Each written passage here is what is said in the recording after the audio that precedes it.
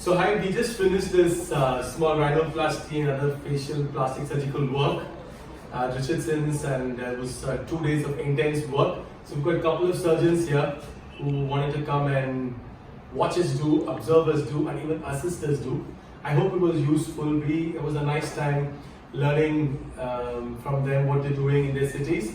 So this doctor's from Delhi and she's from Bangalore. I want them to say a few words about their experience here, and I'll just excuse myself when they say that. So this is for the benefit of future aspirant surgeons and others who want to come and spend some time with us. Yeah? Thank you guys, both of you. Do say something about what you felt, and I'll see you later. Yeah, bye. Tell your name also. Okay. I know you from Sydney. I am Dr. Ashish. I am from Delhi. I came for just Rhinoplasty workshop here. It's very nice to see all these cases. It's very nice. All the cases are, all the varieties I have seen in Rhinoplasty, whatever I can see. It's very nice. I am Dr. Mahanika. I am from Bangalore. So I attended one-day workshop.